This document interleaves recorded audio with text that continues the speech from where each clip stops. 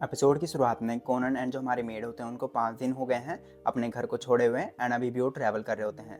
जिसमें मेड बोलती है कि कैसे अभी शायद हमें एक और महीना लग जाएगा हमारे उस किंगडम में पहुंचने के लिए जहां हमारा मैजिक स्कूल है। एंड कि कैसे अभी जहां वो ट्रैवल कर रहे हैं वो हमारे कोनन के ग्रैंडफादर का घर है। जिसके बाद कोनन मेड की तरफ देखते हैं बोलते हैं कि क्या तुम सच में ये चाहते हो। जिसमें वो बोलती कि हाँ, कैसे मेरी अब शादी की उम्र हो चुकी है एंड अब मैं आपसे अलविदा कर कर हमारी शादी करना चाहती हूँ। जिसमें वो बोलते कि क्या तुम्हें लगता है कि मैं तुम्हारे बिना रह पाऊंगा। जिसमें वो बोलते कि तुम मेरे से शादी कर लो एंड प्रिंसेस जो है उसको छोड़ दो। पर तभी हमारा जो ग्रैंडफादर का घर रहता है वो आ जाता है। अगले सीन में घर पहुंच के मेड बताती कि कैसे हमारा कोनन 5 साल पहले यहाँ आया था जब वो मैजिक के लिए इतना ज्यादा पागल हो गया था कि उसने अपने मम्मी पापा को जबरदस्ती नाच नाच के हमारे यहाँ भिजवाया ताकि वो यहाँ की किताबें पढ़ सके। जिसके बाद कोनन का ग्रैंडपा आ जाता है और उसको प्यार से हक करने लग जाता है एंड बोलते कि कैसे तो काफी ज्यादा बड़ा हो गया है जिस टाइम में मैंने तेरे को नहीं देखा।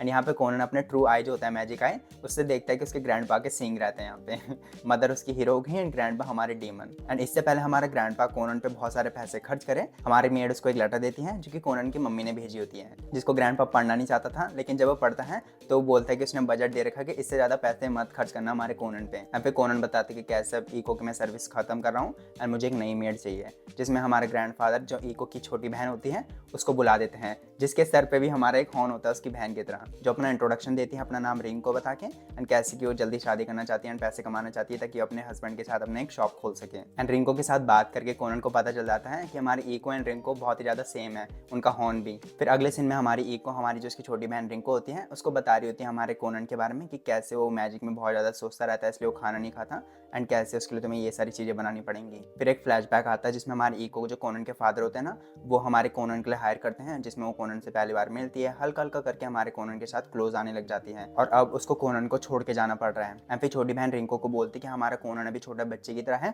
उसके साथ तो अटपटी बातें मत करियो। जिसमें रिंको बोलती है नोटी बातें, जिसको सुन के इको गुस्सा करती है अपने कान बंद कर देती है कि कैसे हमारा कोनन जो एक एंजल की तरह है उसके सामने ऐसी घटिया बातें मत करियो एंड कैसे सिर्फ प्रिंसेस मेरिका ही एक ऐसी अकेली वुमन है जो उसको छू सकती है उसके साथ ऐसी बातें कर सकती है। जिसमें रिंको बोलती है जिस तरीके से वो और लड़कियों के साथ फ्लर्ट करता है उनको कॉम्प्लीमेंट करता है वो एक ना एक दिन वुमनाइजर बनी जाएगा। जिसमें इको अपने पूरे दिल से अपनी छोटी बहन को बकवास करने से रोकती है। अगले सीन में कोनन उनका बनाया हुआ सैंडविच खा रहा होता है और उनकी तारीफ करता है, जिसको देख कर रिंको बोलती है कि यही चीज तो मैं कह रही थी। फिर सीन कट होता है उस दिन जब हमारा कोनन जा रहा होता है एंड इको उससे मिलने आती है, जिसको कहते कि क्या तुम्हें याद है कि मैंने कहा था कि मैं तुम्हारे बिना नहीं रह पाऊंगा, लेकिन अब मैं अपने पापा माँ भाई एंड जो प्रिंसेस मेरिका है उससे अलग हूँ एंड कैसे अब मैं तुमसे भी दूर जा रहा हूँ, लेकिन तुम हमेशा हमेशा के लिए गायब नहीं हो रहे हो इसलिए मैं तुमसे मिलने आऊँगा, आ सकता हूँ ना। जिसमें बोलती है हाँ, जब तक आप आओगे तब तक तो मेरा बच्चा भी हो जाएगा लेकिन आप मुझसे मिलने आ सकते हो। एंड फिर वो एक दूसरे को एक प्यारा सा हक देते हैं। अगले सीन में ग्रैंडपा कोनन को बाय कर ही रहा होता है कि कोनन उसको इग्नोर करके अपनी कैरेज आगे भगवा देता है। फिर वो पूछता है कि रिंको अपने फियांसे के साथ पैसे कमा के कौन सी शॉप खोलना चाहते हैं। जिसमें वो बोलती है कि पहले हम इलीगल बिजनेस खोलने की सोच रहे थे लेकिन फिर हमने सोचा कि एक रेस्टोरेंट ही खोल लेते हैं। अगले सीन में हमारे एक सिटी में घूम रहे होते हैं जहाँ पे कोनन एक हमारी जादुई बुक देखता है एंड फिर उस शॉप के अंदर चले जाता है, जिसमें उसको देख के बोलता है कि कैसे मैंने कभी ऐसी बुकें नहीं देखी, क्योंकि जो हमारे ग्रैंडफादर के घर में थी वो हमारी जादुई बुकें नहीं थी, नॉर्मल बुकें थी। जिसमें मेड बोलती है कि क्या आप इसको खरीदोगे, लेकिन तब वो प्राइस की तरफ इशारा करता है, जिसको देख के वो बहुत ज़्यादा शॉक्ड हो जाते हैं क्योंकि वो 5 मिलियन रहता है। जिसके बाद शॉप के ओनर आते हैं हमारे कोनन से बात करने लग जाते हैं, जिसमें वो बताते हैं कि कैसे मैं हमारे जो स्कूल है वहाँ के ला रखा हूँ एंड कैसे मैं मैजिक यूज़ कर सकता हूँ। जिसमें अपना मैजिक यूज़ करके एक छोटी सी बिल्ली बना के हमारे शॉप ओनर के हाथ में दे देता है, जिसको पाके हमारे ओनर बहुत ही ज़्यादा खुश हो जाती हैं एंड कोनन को बेस्ट ऑफ लक कहती हैं, क्योंकि इस साल हमारे जो सेंट है होली किंगडम की वो भी उसी स्कूल में पढ़ने आ रही है। जिसको सुन के कोनन काफ़ी ज़्यादा इंटरेस्टेड हो जाता है एंड फिर हमारे ओनर्स को एक बुक देने की कोशिश करती है जो कि हमारी जेनोली की होती है, लेकिन वो लेता नहीं है क्योंकि वो बुक उसने हमारे जेनोली के साथ लिख कर प्रोड्यूस करी है। अगला सीन दूसरे शॉप में जहाँ पे हमारा कोनन एक फर होता है ना एनिमल का, उसको छू रहा होता है, उसको महसूस कर रहा होता है एंड हमारी मेड अलग अलग कपड़े ट्राई कर रही होती है। जिसमें ओनर फाइनली कोनन को रोकने के लिए कहता है,